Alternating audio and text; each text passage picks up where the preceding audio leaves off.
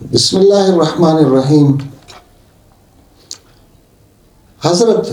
ابو سعید خدری رضی اللہ تعالیٰ عنہ حضور اکرم صلی اللہ علیہ وسلم سے ارشاد فرماتے ہیں ان رسول اللہ صلی اللہ علیہ وسلم قال، کہ حضور اکرم صلی اللہ علیہ وسلم نے ارشاد فرمایا اکثروا ذکر اللہ حتی یقولوا مجنون، اللہ کا ذکر اتنا زیادہ کرو، اتنا کثرت کے ساتھ کرو، یہاں تک کہ لوگ کہیں کہ یہ پاگل ہے۔ دینی مصروفیات، ذکر و اذکار، نوافل اور نماز، روزے یہاں تک کثرت کے ساتھ ہونے چاہیے۔ انسان کی زندگی میں یہ معاملات اور خصوصاً اللہ کا ذکر اس حد تک ہونا چاہیے کہ لوگ جو مادہ پرست لوگ ہیں، جو دنیا دار لوگ ہیں، ایسے لوگ جن کا دین سے تعلق کم ہے، ایسے لوگ جن کا دین سے تعلق نہ ہونے کے برابر ہے،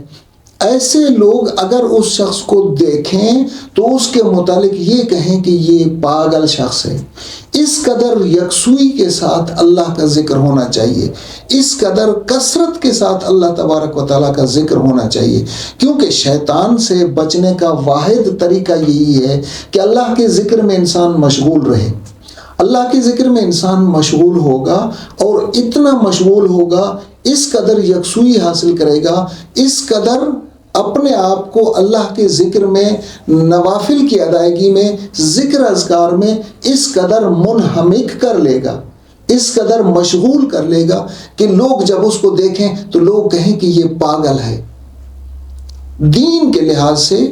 دینی مصروفیات کے لحاظ سے جب لوگ ہمیں پاگل کہنا شروع کر دیں،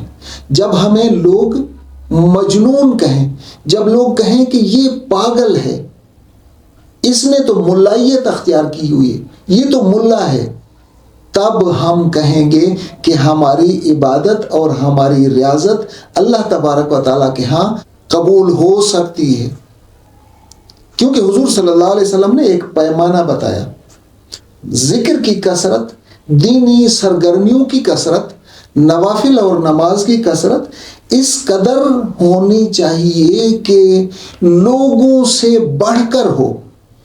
عام لوگوں کی زندگی سے بڑھ کر ہو، اور اتنا زیادہ ہو کہ لوگ کہیں کہ یہ پاگل ہو گیا ہے۔ جنون کی حد تک دین پر عمل کریں گے تو پھر اس کا فائدہ ہوگا۔ تو حضور اکرم صلی اللہ علیہ وسلم نے ارشاد فرمایا اکثروا ذکر اللہ حتی یقولوا مجنون، اللہ کا ذکر اتنا زیادہ کرو، اتنا زیادہ کرو کہ لوگ سمجھیں کہ یہ پاگل ہے۔ حالانکہ وہ پاگل پر نہیں ہوتا، وہ ایک منزل ہوتی ہے، جس منزل پر پہنچ جائیں گے تو وہ منزل پھر ہمیں اللہ تبارک و تعالیٰ کے دین سے جوڑ دے گی، اللہ تبارک و تعالیٰ کی ابدیت سے جوڑ دے گی۔